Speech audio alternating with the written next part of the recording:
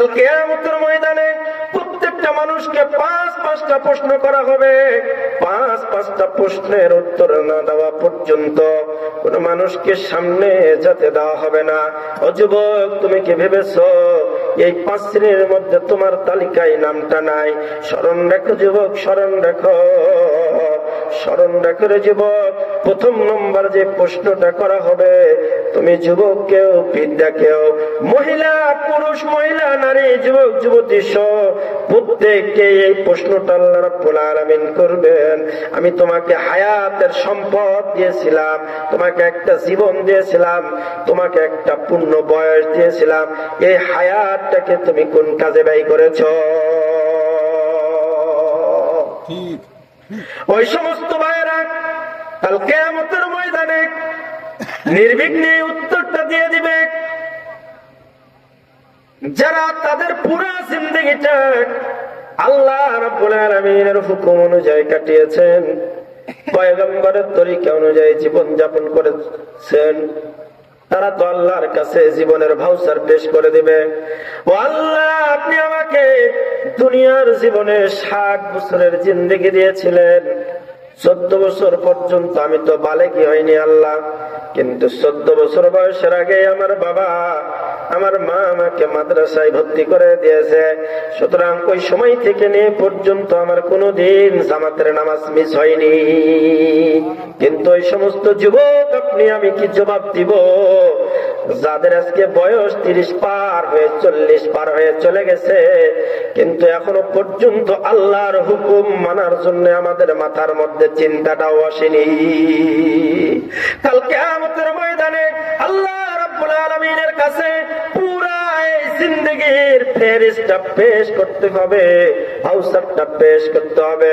ও মুসলমান ভাইরা রে, ও বৃদ্ধ বাবাজিরা রে, ও যুবক ভাইরা রে, আপনি কাল কিয়ামতের ময়দানে তো এই কমপক্ষে হিসাবটা দিতে পারবেন, আল্লাহ আমার জিন্দেগীর কোনো কাজ নেকের নাই, কিন্তু হাসান বেগপুর ফজলুল করিম মাদ্রাসার একটা উলামায়ে কেরামের আয়োজন ছিল, মাদ্রাসার বার্ষিক মাহফিল ছিল। এমন মাহফিলে উলামায়ে কেরামের জবান থেকে কথা শোনার জন্য, জীবন পরিবর্তনের জন্য গিয়েছিলাম। আল্লাহ, আমার জীবনের এটাই একটা আমল আছে, ছাড়া আর কোনো আমল নাই। হতে পারে এটা আপনার কাল কিয়ামতের নাজাতের একটা অ্যান্টিবায়োটিক আল্লাহ রাব্বুল আলামিনের কাছে, একটা চিকিৎসা পত্র, যেটার ওসিলায় আল্লাহ রাব্বুল আলামিন মাফ করে দিতে পারেন। পারেন না? পারেন আল্লাহ রাব্বুল আলামিন। আল্লাহ কাদের কুদরত দারে হরসে খাইয়া কুনি, মুর্দারা তু জানে বখশে, জিন্দারা মুর্দা কুনি। আল্লাহ রাব্বুল আলামিন পারেন, আপনি আর আমি যেটা পারি না, আল্লাহ রাব্বুল আলামিন আপনার আমার পারার চাইতে অনেক অনেক কিছু পারেন। আল্লাহ কাদের, সম্মানিত হাজিরিন, আল্লাহ অনেক কিছু পারে। 2 নম্বর, কাল কিয়ামতের ময়দানে প্রশ্ন করা হবে, তোমার এই 60 বছরের জিন্দেগির মধ্যে একটা ইম্পর্টেন্ট হায়াত ছিল যৌবনকাল, এই যৌবনকালটা তুমি কি কাজে ব্যয় করেছো? সম্মানিত উপস্থিতি, চোখটা বন্ধ করে যদি আপনি আর আমি চিন্তা করি, যে বয়সের আছি, চোখ বন্ধ করলে আপনি আর আমি পেয়ে যাব আপনার আমার যৌবনকালটা আপনি আর আমি কি কাজে ব্যয় করেছি। ও যুবক, হাতে ধরে পায়ে পড়ি, ডাক দিয়া বলি রে যুবক, তোমার এই যৌবনকালের অনেক দাম, যৌবনকালের ইবাদতের অনেক দাম, যৌবনকালে আল্লাহকে রাজি খুশি করা অনেক সহজ। যুবক রে, তোমাকে শয়তান ধোঁকা দিতেছে, তোমার তো এখনো বয়স হয়নি নামাজের, তোমার তো এখনো বয়স হয়নি দাড়ি রাখার, তোমার তো এখনো বয়স হয়নি তুমি এরকম মুরব্বীদের মতো বেশভূষা ধরে চলবা। কিন্তু স্মরণ করে যুবক, তুমি এই সময়ে আল্লাহ রাব্বুল আলামিনের ইবাদত যত বেশি করতে পারবে, তোমার যখন বয়সটা ভারী হয়ে যাবে, তখন কিন্তু তুমি আল্লাহ রাব্বুল আলামিনের এমন বেশি ইবাদত করতে চাইলেও পারবে না। বয়সের ভারের কারণে সাহসে কুলায় না। আগে বয়স যখন কম ছিল, 25-30, তখন রাতের বেলা বাড়ি থেকে বের হয়ে যদি আপনাকে বলেছে চলে যান পত্নীতলা, চলে যান মুজিবপুর, বাড়ি থেকে বের হয়ে সাহস করে হাঁটতে শুরু করেছেন, আর মন বারবার বলে যদি কেউ সামনে আসে তো মনে আবার উত্তর দেয়, আরে আমার কাছে 2-3 জন, নিজের জীবন না হলে ওই 3-4 জনের জীবন।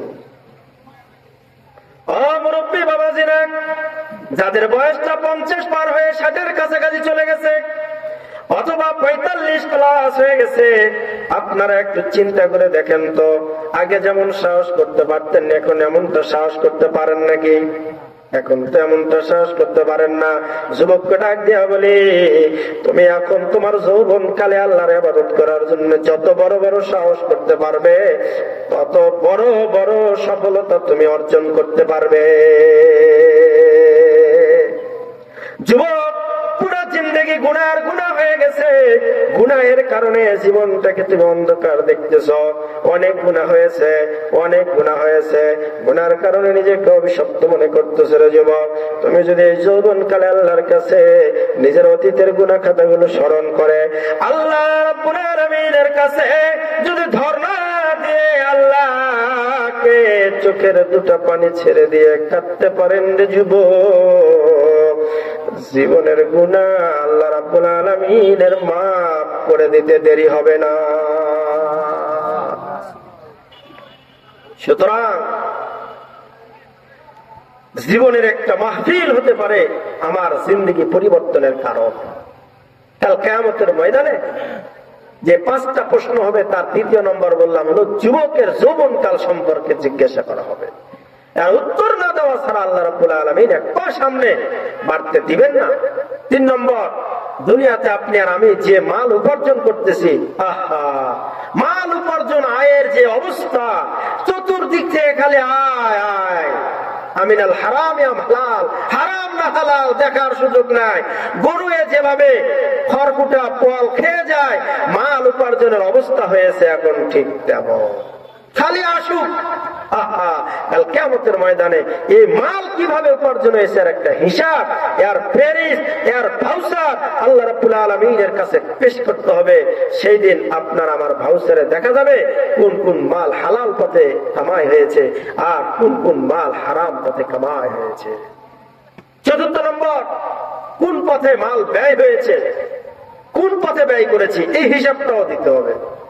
যাত্রার চাঁদা চেয়েছে দিয়েছি, গানের জন্য চাঁদা চেয়েছে দিয়েছি, নাকি মসজিদ মাদ্রাসা নির্মাণের জন্য টাকা দিয়েছি, মাহফিলের ইন্তজামের জন্য টাকা চেয়েছে দিয়েছি, কোন জায়গায় আমি আমার অর্থ ব্যয় করেছি, ভালো কাজে ব্যয় করেছি নাকি মন্দ কাজে ব্যয় করেছি, এর একটা হিসাব, এর একটা ভাউচার আল্লাহ রাব্বুল আলামিনের কাছে পেশ করতে হবে। হাদিস শরীফের মধ্যে কিছু কিছু জায়গায় আছে যে আল্লাহ রাব্বুল আলামিন কাল কিয়ামতের ময়দানে 4টা প্রশ্ন করবেন, কিছু জায়গায় আছে কাল কিয়ামতের ময়দানে 5টা প্রশ্ন করবেন।